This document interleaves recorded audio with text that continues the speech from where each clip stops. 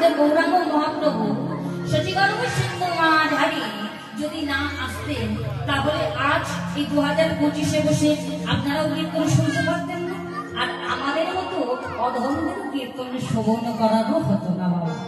তাই চলুন আমরা একটু গৌরলীলা আস্বাদন করি। মায়েরা প্রত্যেকে একটু উলুধ্বনি হরিধ্বনি সঙ্গ করি। যদি গৌরাঙ্গ না হইত বলে কে বারে হইত কেমনি ধরি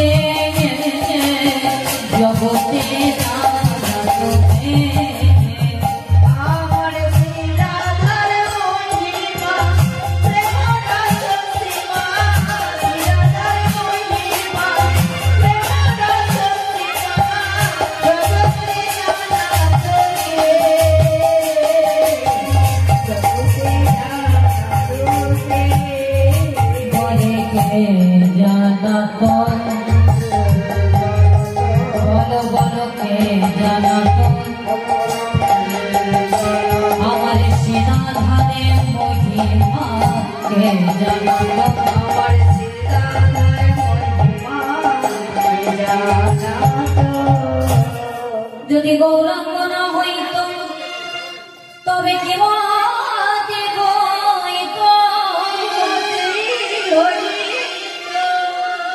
কেমনে ধরিতা দে আবার শ্রীরাধার মহিমা প্রেম সুষমা জগতে যদি গৌরাঙ্গ না হইত কি মতি হইত কেমন। ও মায়েরা একটু আসতে কীর্তন আসলে বসে এত গল্প করলে হয় তো, উঠে চলে যাও, না ভালো না, অন্যজনে ডিস্টার্ব করবো না। এতক্ষণ 3 ঘন্টা গান করবো, কিছু বুঝতে পারবে না। 3 ঘন্টা পার হয়ে গেছে বলছি রিয়া দাস কি গান করলো কলকাতা থেকে এসে মাথা উঠে দিলাম না, বন্ধু বুঝলাম তো বুঝবেন কি করে। যদি গল্প করেন না একটু শুনেন বাবা। হরে কৃষ্ণ। তাহলে বাবা যদি আমাদের গৌরাঙ্গ মহাপ্রভু কি পাঠ করে সচিগর্ভ সিন্ধু মাঝারি নদীর বিমায় হই নামাজ রসের ভাব বিকৃতি হতো না। ধুলাই গড়াগড়ি খেয়ে গৌর পায়ে ধরে বলতো না কবি তোরা একবার কৃষ্ণ তোরা একবার একেবারে কৃষ্ণ নামে যত পাপ করে জীবের সাধ্যতায় তত পাপ করে। আমরা তো জ্ঞানানন্দজি সারা সারাদিন হাজার হাজার কর্ম করিবা, দিনান্তে একবার কৃষ্ণ নাম করতে ভুলে যায়। প্রত্যেকটা যুগে কত কঠিন কঠিন শর্ত ছিল ভগবানকে পাওয়ার, কিন্তু এই কলির যুগে ভগবানকে পাওয়া বা মুক্তির একমাত্র উপায় হলো হরি কৃষ্ণ কথা।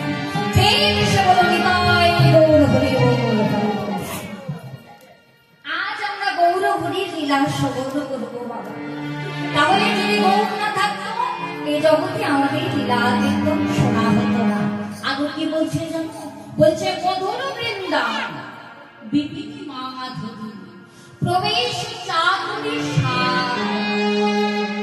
ইহ জগতে একটু মনে কোনটা মধুর, কোনটা টক, কোনটা তিতো তা একমাত্র বলতে পারে মানুষ।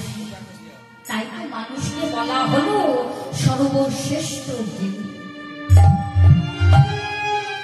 আমার দয়াল বিধি গৌর সৃষ্টি স্থিতি প্রলয়ের মালিক যিনি, এই বিশ্ব ব্রহ্মাণ্ডটা সৃষ্টি করেছেন বাবা। সর্বপ্রথমে সৃষ্টিটা যখন সৃষ্টি করলো, লক্ষ্য করে দেখলো কি মা না সুন্দর সুন্দর লতা কীট গুল্ম পতঙ্গ সৃষ্টি করেছে আমার ভগবান। একটি ফুলের গাছ দিয়েছে, সুন্দর করে তাকে ফুল দিয়েছে। ফুলের গাছের শোভা সবাই অপলক নৃত্য দর্শন করছে। ও মা, ফুলের গাছের শোভাটা আরো সুন্দর হবে তাকে যদি একটু ফুল দিয়ে দেওয়া যায়, তাই না? ফুলের গাছে কিন্তু শোভা, ফুল ছাড়া ফুলের গাছ মানায় না মা। ভগবান তাই করলে সুন্দর ফুলের গাছে সুন্দর করে ফুল দিয়েছেন। যে গাছের পাতাটা হলো সবুজ পাতা, কিন্তু ফুলগুলো হলো লাল ফুল, নীল ফুল, হলুদ ফুল।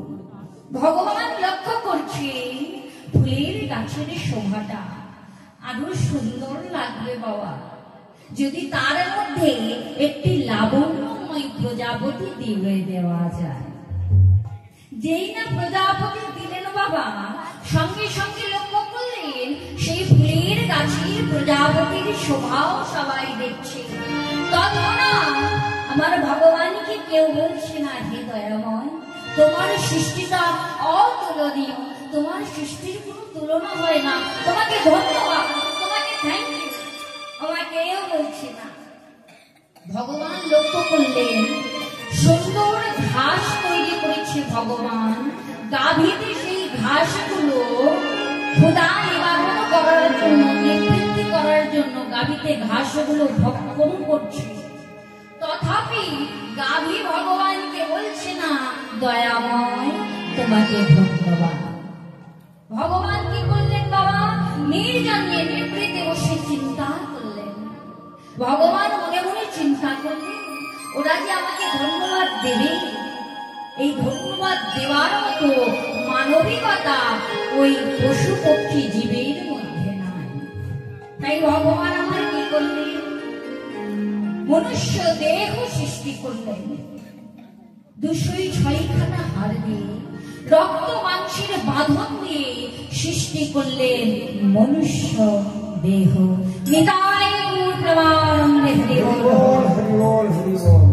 এইবার বলি বাবা, মনুষ্য দেহ তৈরি করেছেন মা, মনুষ্য দেহ আমাদের এই দেহ, তাই তো? আপনারা বলবেন মনুষ্য দেহ মানে কি? তাহলে আমাদের এই দেহ, ও মা আমাদের এই দেহটা কিন্তু ভাগ আছে, একটু শোনেন।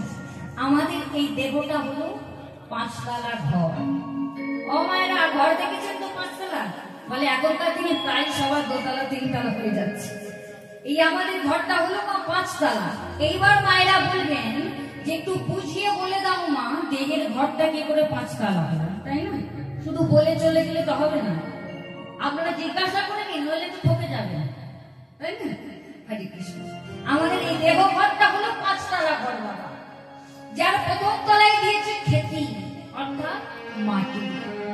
পার্থিব জগতের ঘরের সাথে মা আমাদের ঘরের কিন্তু একটু তুলনা নেই, একদম একসাথে মিল আছে। লক্ষ্য করে দেখুন, আমরা যদি ঘর করতে যাই কিসের উপর ঘর করতে হবে? মাটির উপর ভেদ করে, তাই না বাবারা? ও বাবারা, ঘর কিসের উপর হয়? মাটির উপর তো। হ্যাঁ, কি জোর করে বলেন? হ্যাঁ, আপনাদের মেয়ে মনে করে একটু জোর করে বলে রাজা। মাটির উপরে করতে হয় মা। তাহলে প্রথম তলায় দিয়েছে খেতি অর্থাৎ মাটি, দ্বিতীয় তলায় দিয়েছে, লক্ষ্য করেন আমার দিকে, এই জায়গা, এটা হলো দ্বিতীয় তলা। এখানে ভর্তি করে দিয়েছে জল। ঘর তৈরি করতে জল লাগে না বাবা? বালি সিমেন্ট মাখাতে জল লাগে তো। দ্বিতীয় তলায় দিয়েছে জল, তৃতীয় তলায় দিয়েছে আগুন। এবার বাবারা প্রশ্ন করবে, এইবার ধরেছি, বলো মারিয়া, ঘর তৈরি করতে কোথায় আগুন লাগে? কি গো ও মায়েরা, লাগে আগুন? লাগে, ভাইয়ে ভাইয়ে আগুন লাগে, পাশের লোকের গায়ে আগুন লাগে। ঘরটা ছিল ভালো ছিল, আপনি একবার ঘরটার ছাদটা খুলে দেখুন, দোতলা করবেন। ও বলে ওই আমার দিকে বেড়েছে, এ বলে এটা আমার জায়গা ছিল, এ বলে ওইটা বাস্তবের ভেতরে ছিল। আমার বলেন হবেই হবে। জয় রাধা। চতুর্থ তলা, এখানে ভগবান দিয়েছে হাওয়া। এবার হাওয়া কোথায় লাগে? ওমা, হাওয়াও কাছে লাগে। যদি বৃষ্টি হয় ঘরের মালিক চিন্তা করবে একটু হাওয়া দিন, না হলে তো সব একদম ধুয়ে চলে যাবে। লাভ কি হবে? যার ছাদটা ফেলবে না তো কষ্ট করে, এত গরিব মানুষ, সবই বিফলে চলে যাবে। তাহলে হাওয়াও লাগে। আর এটা হলো পঞ্চম তলা, এখানে কিচ্ছু না, এটা হলো ঘরের ছাদ।